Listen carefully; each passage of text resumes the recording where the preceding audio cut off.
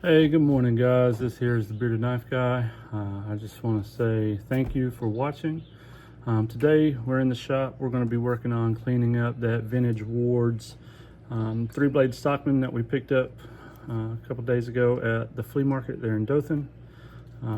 This here is it. We're going to work on getting these blades cleaned up and doing some sanding on the handles, try to bring some life back to it. Again, I just want to say thank you, whether it's morning time, afternoon, evening, whenever you guys are watching. I'm just glad that you've turned to the channel. So we're going to get started on this, and tell me what you think at the end of the video when we get done. Thank you. All right, guys, so first thing we're going to do here is we're going to start working on these blades first. I've got my Dremel here with the metal wheel brush, and we're going to start by kind of running over these blades here, getting a lot of this surface stuff off, and then from there, you know, we'll clean the whale of the knife. It's pretty dirty here, so we want to get that all cleaned out and get as much of that build up rust that's in there as possible. And after that, we'll work on, you know, polishing the blades back out and bringing these handles back, getting a little bit of life put back in them, you know, because I'd assume this knife's probably from the 70s or 80s at least. So just bring it back to some of its old luster. This again is a Ward's USA. They were made for, you know, like the Montgomery Ward Sears stores, I believe. So we're gonna get on it and see what we can get done with it. Hopefully we can make it look a lot better than what it does right now. So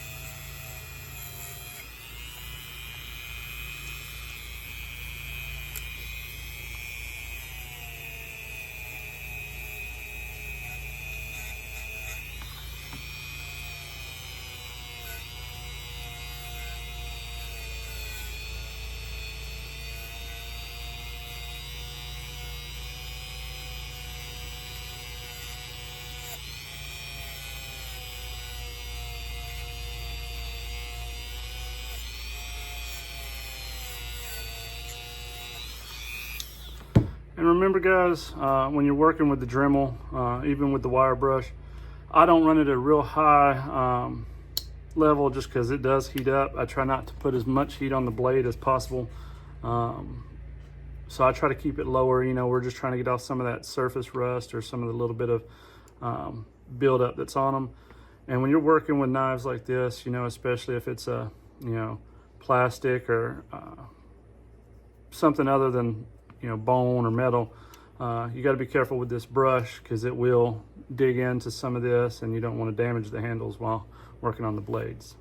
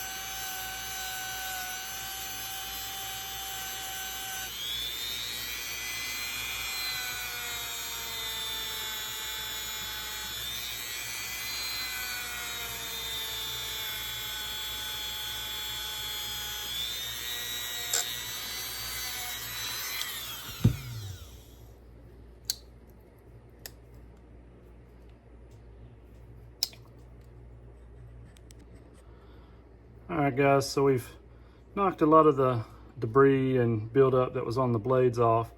So the next thing we're going to do is we're going to open these blades up, and we're going to try to clean this well out. What I like to use is I get a little piece of sandpaper. This is 120 grit. I just kind of run it inside this well. Try to knock off some of that rust that's built up in there.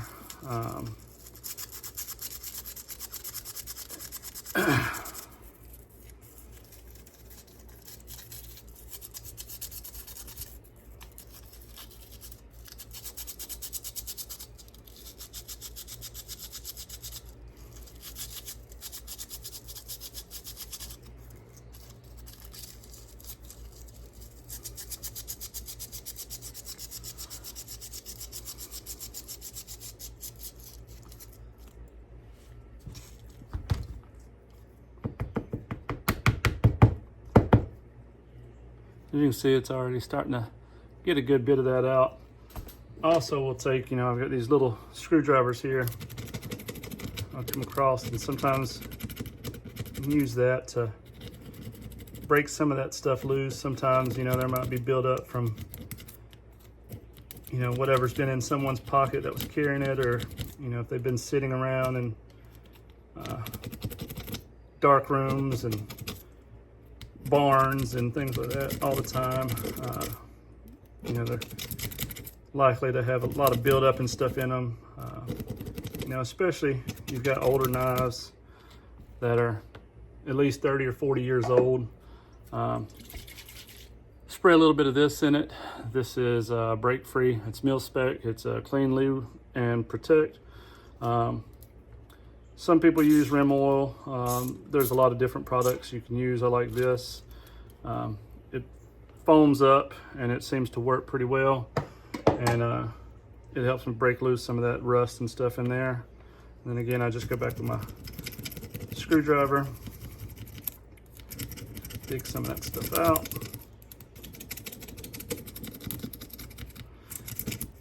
They do make wire wheels for the Dremel that are bigger than the ones I've got on there. I just haven't ordered any online. None of my local stores here, Harbor Freight or Lowe's, carries the 1-inch. The only ones I can get is 3/4, and usually they're not big enough to reach down in the well to hit it.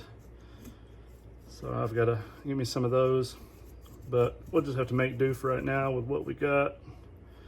And I prefer cleaning like this sometimes anyway. It gives me a little bit better control of what I can get to and what I can't. But then I try to dry this out a little bit. That spray is, like I said, it's a clean, a lube, and a protect, so it will give me a little bit of oiling on the blades over here. So we'll continue to work on it. Once I get the inside well cleaned out real good. As you can see, it's a lot better than what it was. I'm going to start sanding on the blades and getting them polished back out, and then I'll work on the handles. All right, guys, so we're going to start with the blades now. I'll usually do one blade at a time. I'll start out with 400 or 600 grit, and then I'll work my way all the way up to 5,000 on the blades as well as the handle. Sometimes I'll stop at 1,000 or 1,500 on the blades, just depending on how it looks. Some blades I don't want to have an actual polished out look. I'd rather it have a little bit of wear on them. Some of them, especially with the older carbon blades, I don't really care for a polished mirror finish. But that's what we'll do, is we'll start out with this here. This one actually is 600, and we'll sand the blades, work our way up to 5,000 if we need to. And I'll usually start and I try to sand in one direction. You will eventually work some of the lines out from sanding. Most of the time I'm wearing gloves. I just didn't put any on this time, but you should be careful anytime you're working with these blades. The possibility of cutting yourself while you're sanding, running up and down the blade is always a possibility. You know, so always just try to be as safe as possible, you know, to avoid cutting yourself. But you know, we don't want to sand too much on the blade. We just want to take off some of those imperfections on the surface. As we do this, you know, we'll gradually move up.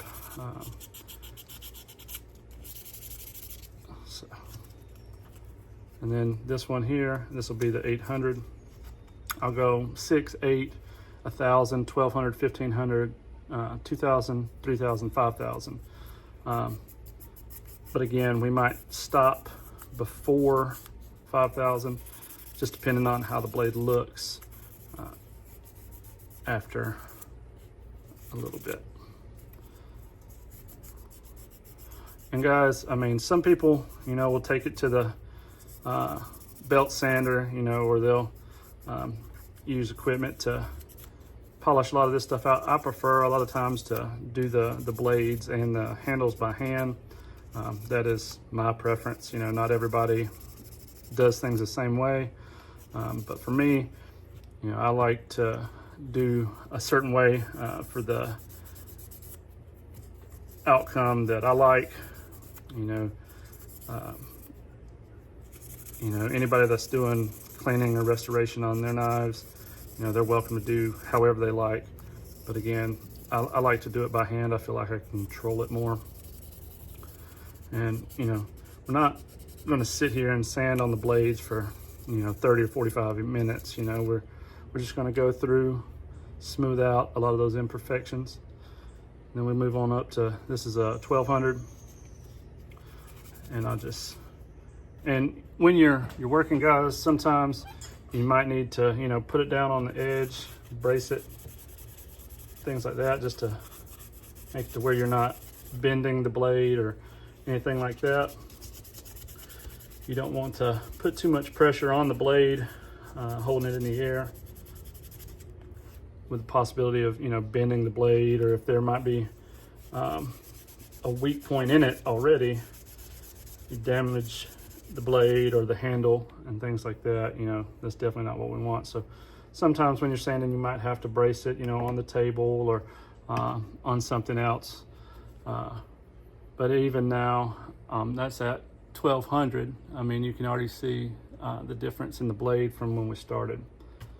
So we might end up stopping here on the blades at 1500, just because, again, I don't want to polish it out to a mirror finish. I just want to take out some of those surface scratches that it had and some of those imperfections that were on the blade. So we'll hit that with this.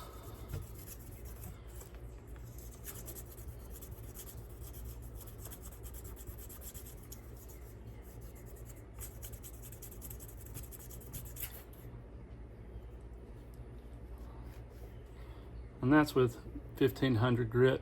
So I think we'll probably stop there on the blades. I don't want to go any further because I don't want a mirror finish. I just want to have a nice look on the blade. So, all right, so we're going to move over here to the pin blade, and we're just going to repeat the process again. Just going to hit it a little bit with the 600, get some of that stuff off around the base of the blade. And again, I run the length of the blade. I try not to go up and down unless, you know, some of the blades you get, they have obvious lines from where the blades have been done from the factory. They'll be up and down like that. When I have them like that, you know, I will run up and down. But when it's an older blade and there's no definitive markings, I try to run the length of the blade just to take off those imperfections. And again, I just brace it, especially on the smaller blades. I try to brace it, that way I'm not bearing down too much on the blade and causing any undue stress on the handle, the pins, or anything like that. Then again, I'll move up to 800.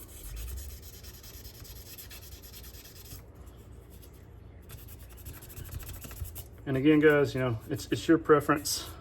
If you want to sand and go all the way up to 5,000 or even 10,000 to achieve a mirror-like finish. You know, that's your choice. My main thing is just getting off a lot of this build up from years of sitting around, or you know, maybe light usage. It doesn't look like it was used a whole lot, but we just want to get a lot of that stuff off just to bring it back to, you know, looking like it was, you know, as new as possible. Obviously it's not new. This is the 1000, but just try to bring back some life to it.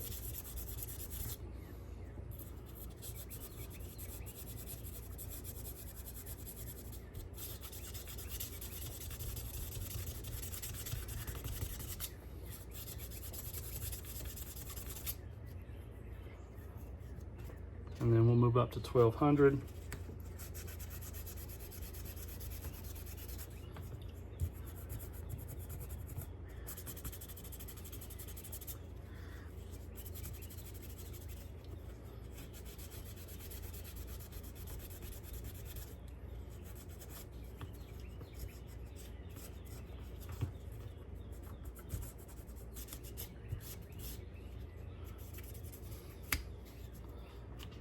And then again to 1500.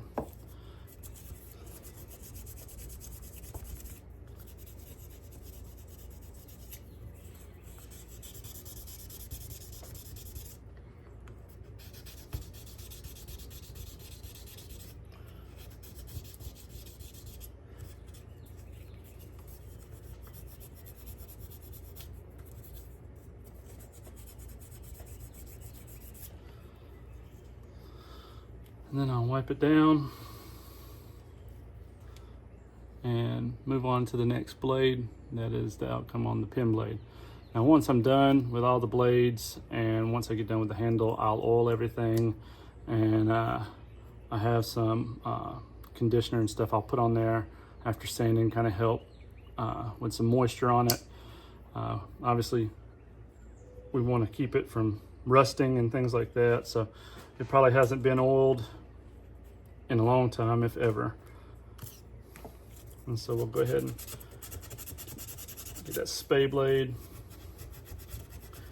You know, and these knives, guys, they're not expensive knives. These were produced for, you know, the Ward's store, and same with the Craftsman's. You know, they were done a lot for the Sears store. They were fairly inexpensive knives, but some of them, in my opinion, I own a few of the Craftsman knives, and I really like them. They're well made, but they were made a lot more budget friendly for the day in comparison to some of the other knives. Some of them, you know, I like. This one I liked because it was very different handle from some of the ones I'd ever seen. But, you know, they have a lot of value, in my opinion. You know, price-wise, maybe not so much, but I like the history of some of them, because some of these knives are, you know, old as I am or older. So, you know, some people like to collect the Sears and the Craftsman. You know, you've got case collectors and you've got bear collectors. Everybody has their own little niche that they like. I collect a variety of different knives. I like the ones that appeal to me, you know, whether that's case or Camillus. I have a whole variety of knives that I have in my collection, from single blades to lockbacks and stockmans, slip joints, fixed blades. The majority of my collection, though, is all USA made. I don't really have any, and I might have a couple German made knives.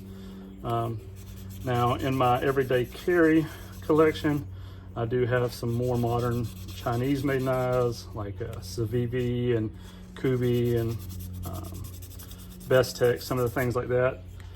Not saying that Chinese knives are horrible. I just prefer not to use some of the older Chinese made knives. I do like some of the modern ones though.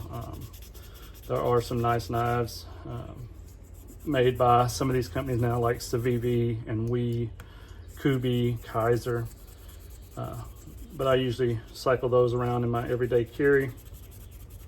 But here lately, I've been carrying USA made knives on my everyday carry. I have quite a few different Spyderco that I use. I have American Spydercos. I've also got some older ones from Siki City, Japan, as well as a couple Chinese made ones like I think the Tenacious, the Delica 4, but it was made in Siki City. But the Tenacious, I believe, and the Resilience are made in China, I believe. I'll have to double check, but I'm pretty sure those are. But here lately I carry either the Native 5, the Para 3, or the Manix 2, all of them in the lightweight version. They're just all great. They all have different locking mechanisms. One is a crossbar style lock, one is a compression lock, and one is a lock back on the spine of the blade. But I mean, Spyderco makes fantastic knives. And I've also been carrying around Cobra Tech. It is a hidden release trapper. It is an assisted opening out the side. Fabulous knife. I was skeptical about it at first, but turned out to be a great knife, and they are made in the USA here in Texas. So this is what it looks like after the third knife blade has been polished. And so from there we're going to move on to working on the handles, see if we can get out some of these surface scratches and bring some of that shine back. So just stick around, guys. All right, so again, we're going to do the same technique that we used on the blades. We're going to start at 600. We're going to work our way on up, and we'll probably go all the way up to 5,000 on the handles, just because I do want to polish the handles out to get as much of these scratches out and bring back as much of the shine in the handle as possible. It will also help with the detail and be able to see the actual pattern in the handles. I prefer to do it by hand, you know, because if you're sanding on these, you could go too deep real quick on a machine, burn the handles and things like that. So we'll just go back and forth over the whole length of the handle, as well as the back side of the springs, and it'll help shine up the pins and stuff on there as well. So again, we'll just start out at the beginning with 600, working back and forth.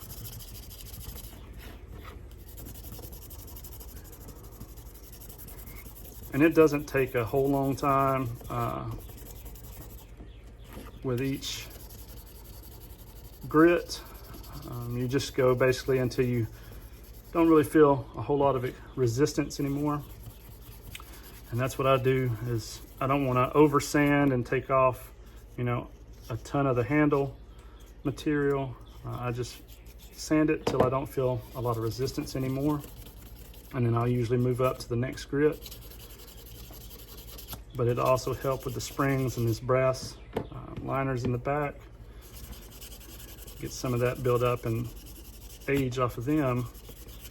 That way, once we're done, it'll look, won't be a new knife, but it'll look a lot newer. And that's what we're looking to achieve.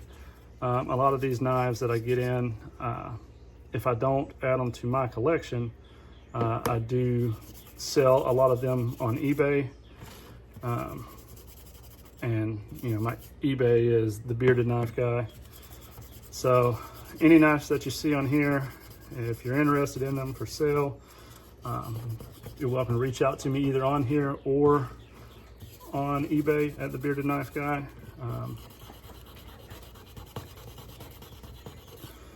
But once we get done with the first step, we'll move on and we'll slowly work our way up 600 up to 5,000.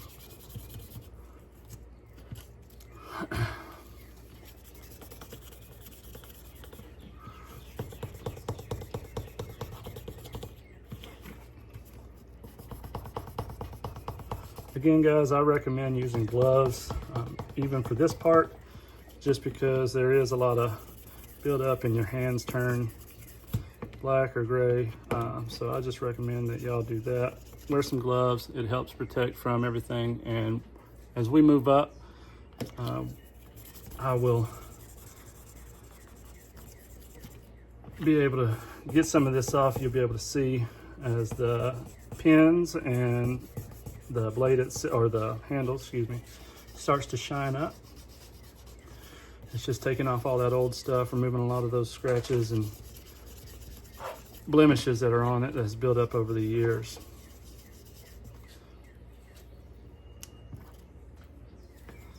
We move on up to 1000. And you can already tell, especially on the pins, that they're already a lot shinier. And as you move up to, it usually doesn't take me quite as long to go. As I'm moving up grits, it usually will move a lot quicker. Not as much resistance as we move up.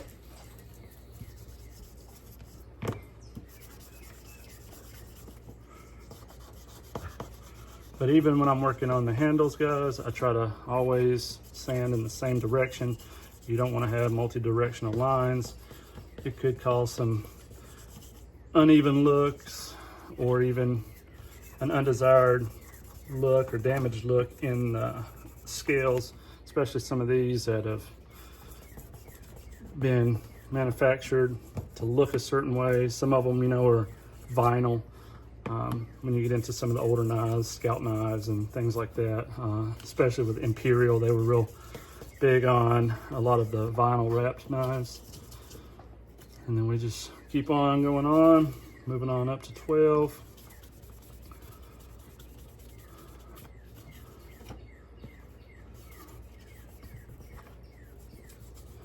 And if you guys have stuck with me this far, I appreciate it. Just remember to like and subscribe. That way you follow for any future videos. I know once I get my subscribers up to 100, I'm gonna try to do a free knife giveaway. And again, I'll do a giveaway at 100, and I'll do another one again once I get up to 500 subscribers. So if you guys are out there, feel free to share the video, like and subscribe. And once I get to 100 followers, I plan on doing a knife giveaway. If you guys have a preference, whether it's a case or buck or something, you know, feel free to put that in the comments down below. And now we are up to 1500, and you guys should be able to tell, I'll show you just a moment, that the pins as well as the actual handle material is already starting to look a lot better. The springs as well, they're shining up pretty well. I knew when I found this knife that once it was cleaned up and everything was oiled, I knew it would turn out to be a very nice looking knife. It's not a very common looking knife. Of all the time I've been out hunting knives and collecting knives for,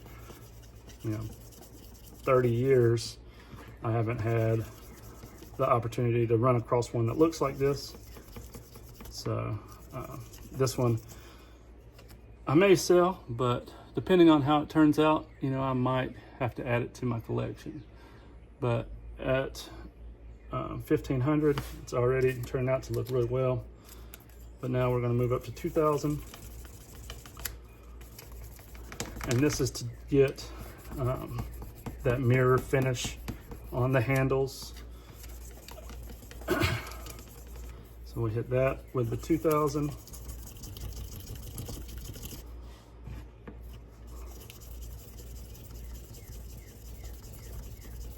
And everything I do to the handles, I do to the springs, because I want the exterior of the knife to shine and to bring out the handles and the brass and the liners as much as possible.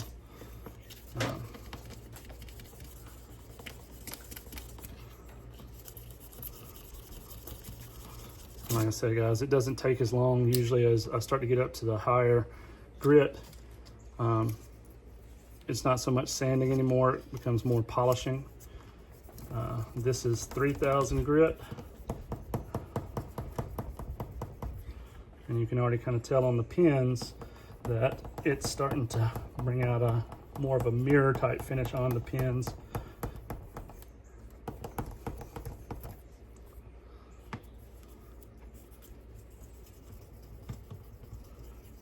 And the same on the springs. We bring out that shine. And I really love the brass liners in a lot of these older knives. Some of the newer knives, you'll see it in there, but to me, the older knives, just even the more budget-friendly older knives like this, to me, in a lot of ways, are a lot better than some of the quality on some of the newer knives. Even some of the American-made knives in case, you know, I've bought quite a few newer case, and sometimes the quality just doesn't seem as good as it used to be. I don't know if that's a quality control thing or some kind of change in their production methods, but sometimes the older knives just, to me, appear to be way better quality, even if it's a lesser known brand or manufacturer.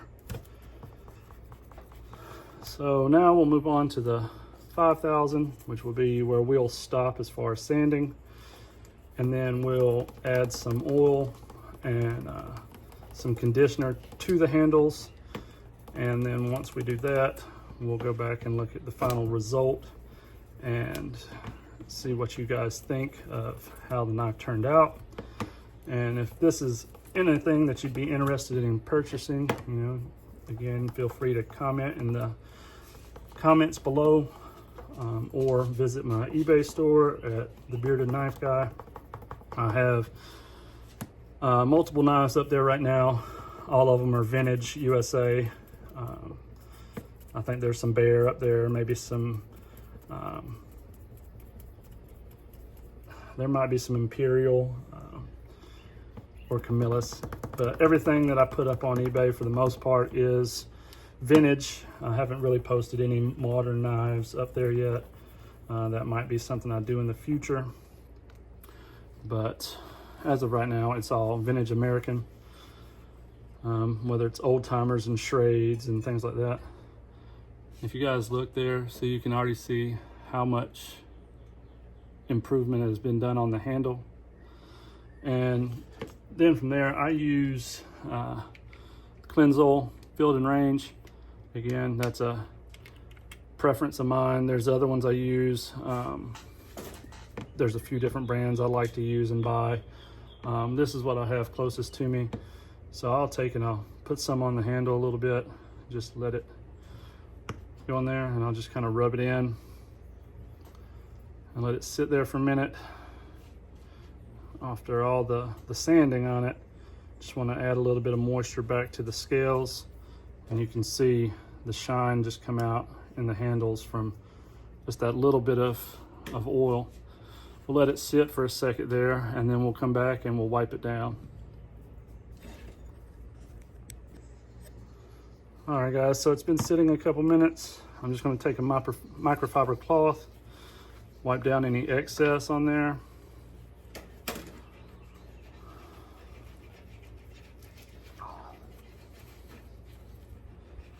And this is what we're dealing with now. We've got the springs polished out, the knife polished out. So what I usually do at this point is I go back to my Dremel, and I have some of the polish that comes from Dremel. I know some people like to use different things. I know Flitz is a big one. I do like Flitz. I just currently am out and I have not picked up any more yet. But this is a quick and easy way. I can try to put a little bit of polish on there. You don't need a whole lot. And again, with the Dremel, you have to be careful running it, especially on handle material, because you don't want to burn the handle.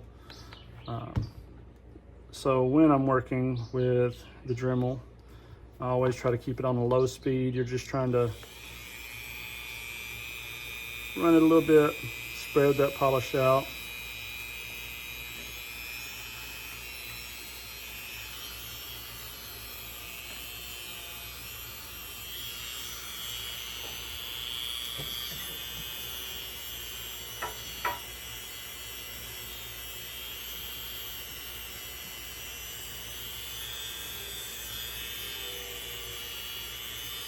And that way it'll kind of help hold that shine a little bit.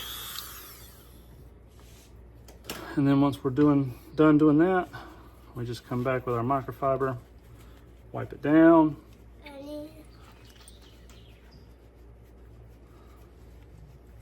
Sorry about that, guys. My son came out here and didn't realize I was doing a video.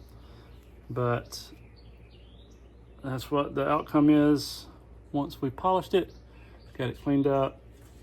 And now we'll come back, we'll put a little bit of oil on the blades. So to help with opening and closing, just put a little drop in each one. And we'll move it back and forth a little bit just to work that oil into that pin. And you know, you'll notice that sometimes that there's some build up in there from that rust and everything that we sanded off. And you know, it might take a couple times wiping it down after opening it and closing it, but eventually that will stop and you'll be able to see the just the oil in there without all the buildup from the rust and stuff. So once we've got it oiled, this will be where we would stop and wipe these blades down once more. And tell me what you guys think in comparison to how it looked in the beginning to how it is now. I know it's a longer video. I'm still working on getting used to filming, and I haven't got all the editing software and stuff figured out yet. But this is the end result, guys. I thank y'all for sticking around this long. I try to work on shortening the videos up in the future. And even in the whale turned out a lot better than what it was, guys. But again, thank you. This is the Bearded Knife Guy. I'm glad y'all were here. I'm glad y'all followed me through this video. And hopefully in the future, I will be a lot better as far as the editing of the videos. That way I can cut a lot of this out, shorten the videos up. That way you don't have to sit here for 30 or 45 minutes watching me clean a knife. But if there's any knives that you've seen in the videos from my hunts the other day, I plan on going back here in a few days. Just let me know. I'll see if they still have them. But again, this is the final result. And I thank you guys for watching. All right, guys. Thank y'all for watching the video today. I'm pretty pleased with the way the knife turned out. It turned out pretty well. I thought it would. It wasn't in horrible condition. The only thing left is to sharpen the blades, which they're already still sharp. They have the factory edge on them. This is how the knife turned out. As you can tell, a lot of that buildup on the blades has gone. There is still patina on the blades, which is good, but they shined up real nice, as well as the handles and the whale. Again, guys, I appreciate you guys being here, following and liking the videos. If there's any knives that you've seen that you might be interested in, again, comment below, or go to my eBay at the Bearded Knife Guy. Again, thank you for being here. I look forward to many more videos in the future, working on this editing and getting things figured out to be able to cut down the time on the videos, as well as a lot of the mistakes I make while I'm on video, kind of cutting them out and splicing the videos together. So thank you. I really appreciate every one of you that have liked, subscribed, comment. Once we get to 100 followers, I will do a knife giveaway. I'm still looking into options for that as far as knife giveaways, but in the meantime, I might do some smaller giveaways once I reach 25 or 50. I have some American-made pocket sharpening stones that I might give out, and different things like that. So like, share, subscribe, and pass on the word, and I hope to see you guys in the future. Thank you.